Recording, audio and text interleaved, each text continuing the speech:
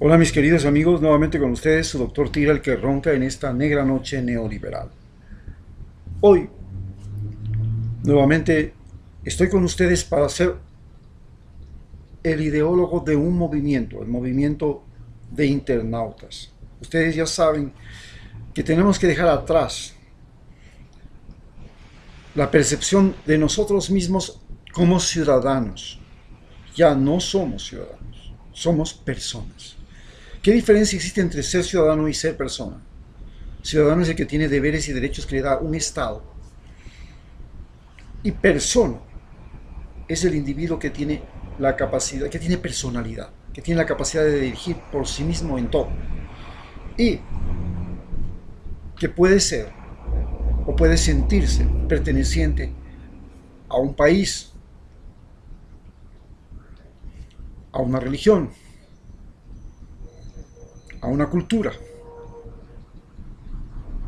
a una generación, etc.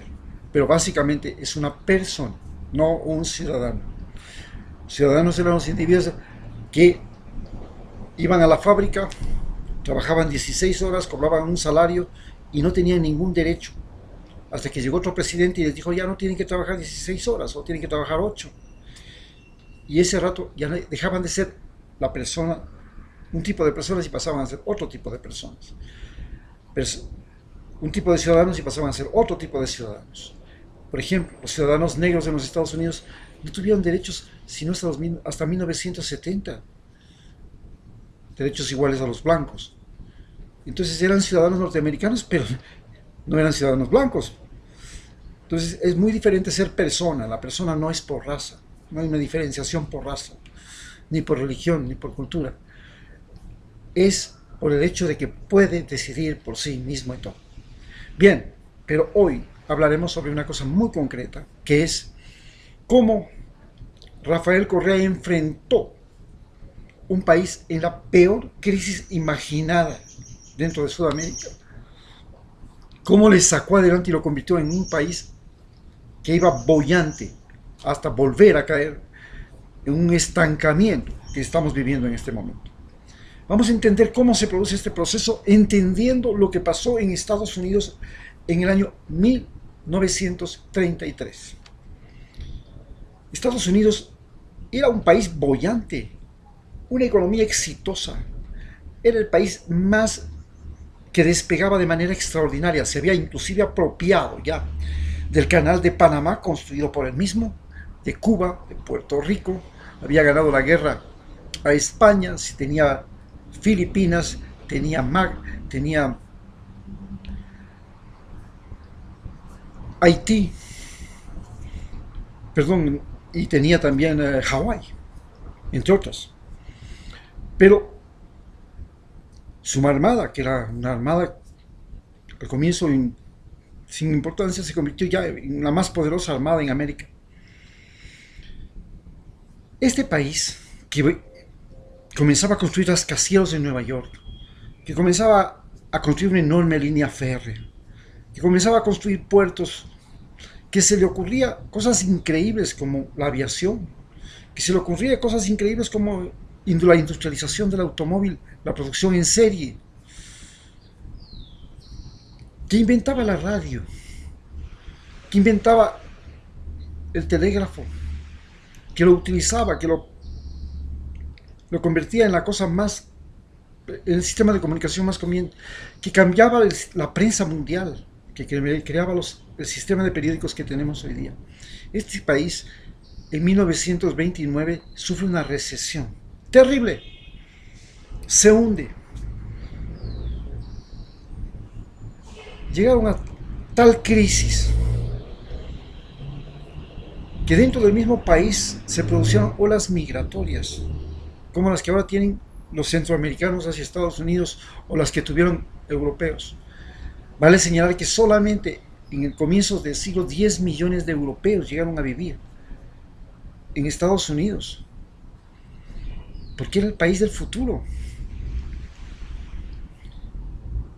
Pero viene esta crisis tan terrible y surge un presidente paralítico como el nuestro, Roosevelt, Franklin Delano Roosevelt. Y Roosevelt era un individuo que había sufrido a los 29 años la polio.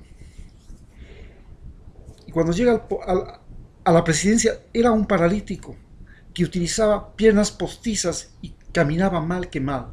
Y hasta llegó a un acuerdo con la prensa para que no le tomen fotos cuando entraba y salía de un vehículo ni cuando caminaba. Y llegó a ser presidente después de que Hoover había llevado al país a la mayor desgracia, haciendo exactamente las políticas de Lenin Moreno. No más subsidios, no más gasto público, no más empleados públicos, no más nada. Y el país, Estados Unidos, se fue a la joda. Y encima metió la ley seca. Y el país se convirtió no solamente que se fue a la quiebra económica, sino que apareció la mafia más poderosa del mundo, la mafia ítalo-norteamericana. Al Capone, Lucky Luciano. En estas condiciones, ¿cómo sale Estados Unidos con Eleanor Roosevelt? Haciendo exactamente lo mismo que hizo Rafael Correa. Ecuador había recibido un país desastrado, en la última quiebra. 3 millones de ecuatorianos emigraron de un país de apenas de 12 millones. Estamos hablando de que casi el 25% de la población, pero no de cualquier población, no eran niños, no eran viejos los que se fueron los que podían trabajar. La gente que tenía educación. Perdimos millones de años, miles de años de gente que habíamos formado como estudiantes, como profesionales, y se largaron. Y se fueron a Italia, a España, a Estados Unidos. Esa gente se largó porque desapareció sus fondos, desapareció la moneda ecuatoriana, desapareció el dinero. Se produce una ola migratoria terrible en Ecuador, la desilusión más grande, y eso recibe Correa. El 75% de todos los ingresos petroleros, los ingresos por impuestos, los impuestos, era para pagar una deuda externa. ¿Y cómo le saca adelante? De la misma forma que lo hizo Eleanor Roosevelt. Y lo hace un estudiante, Rafael Correa, que fue a estudiar en la Universidad de Illinois y que estudió esta situación y que sabía. Era el presidente mejor educado de América Latina y que había vivido en las entrañas de Estados Unidos la misma crisis. A esta gran recesión, no solamente que tuvieron la gran recesión, sino que en 1935 llegó una ola de polvo terrible que acabó con todo el medio oeste de los Estados Unidos y produjo una migración terrible de 4 millones de norteamericanos dentro de los Estados Unidos, una depresión terrible. Pero ¿cómo salieron? Mediante el aumento del gasto público. Roosevelt contrató a los jóvenes para sembrar árboles en los parques nacionales. Contrató gente para construir rieles. Hizo la más grande represa del mundo donde tenía 10,000 trabajadores. La represa Hoover. Y esa fue la cosa, el gasto público. Convirtió al gasto público en lo más importante recurso de Estados Unidos para salir adelante. Cuando llegó a su segundo periodo de 1937, se le ocurrió hacer lo contrario, lo mismo que está haciendo Lenin, reducir el gasto público. Y se le vino abajo todo. Se produjo la famosa recesión de Roosevelt. Inmediatamente tuvo que coger y echar atrás las tiendas y volver a entregar dinero y recursos públicos y sacar todo adelante, volver a contratar a la gente, a hacer carreteras, a hacer obras, a hacer puentes. Hizo el Golden Gate, hizo grandes carreteras, todas las líneas de tren imaginables. Bueno, y por suerte, además de eso, les llegó la guerra.